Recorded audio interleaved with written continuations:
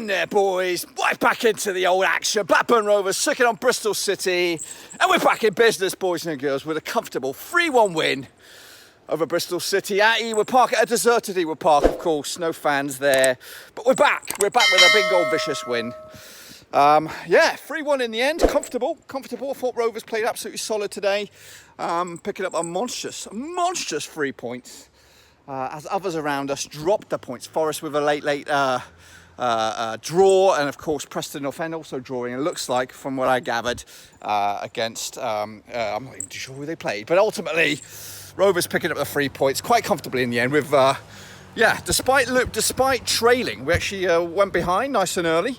Jamie Paterson got the old first goal for Bristol City. So, in fact, it was actually Jamie Paterson from Bristol City who took the lead, giving them a lead against the run of play. But then Rovers actually fought back quite quickly with, of course, the man, the myth, the legend. That's right, Corry Evans. Yes, of course.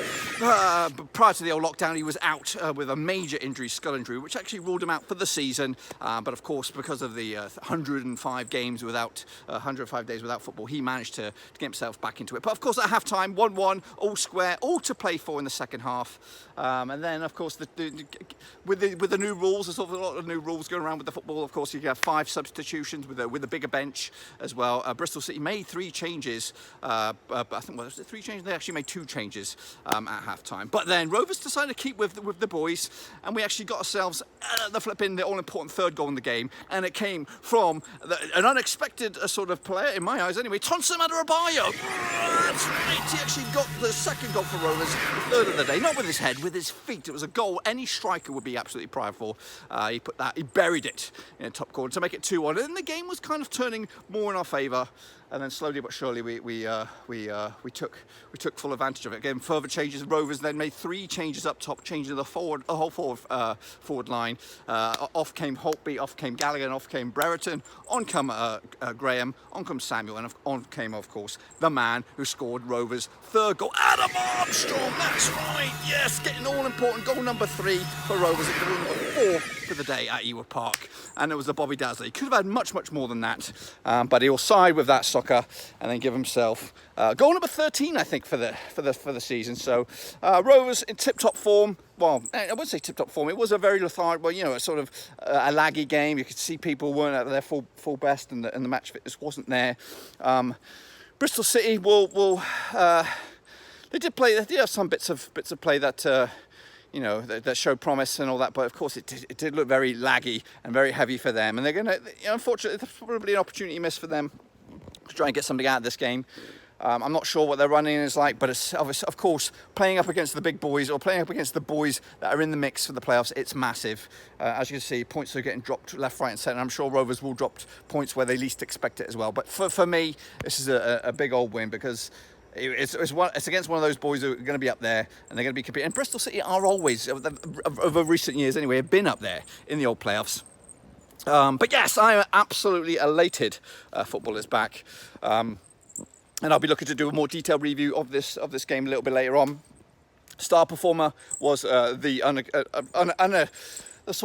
star performer was, for me, the man of the match. That was awarded the man of the match. It was Corry Evans. An assist, a goal, and of course some goal-saving tackles as well along the way. The formation itself in the lineup was a little bit different to what I was expecting at left back. I think we leaving Bell and Williams out just as what the gaffer says, precaution. And in the middle of the park, it was more like a 4-3-3, to be honest with you, but. It's good. It's looking good. We've got some competition for places now. Armstrong's continued scoring goals, and again, one of the biggest things for me was getting that first goal in lockdown football without no fans at Ewood Park. It's not a statistic that's going down very well, winning at home without no fans. So it's not been done that often, especially in the Bundesliga. I think the stats go against it. But for Rovers, it's 1-1.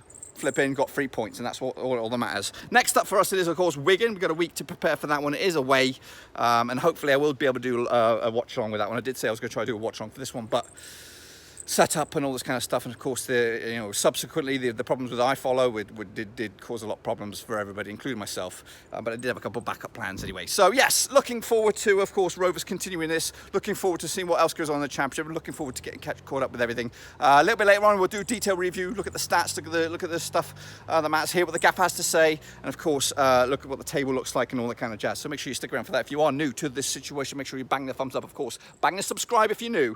Got videos coming out to you left, right and centre.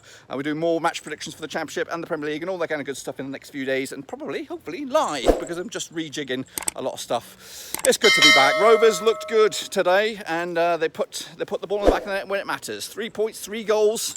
On to the next one, as the gaffer will say. Until then, though, I'm out. Smash the thumbs up, smash subscribe, and I'll see ya next time.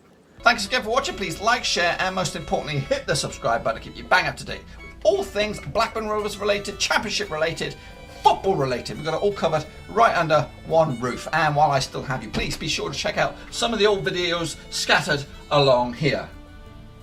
I hope.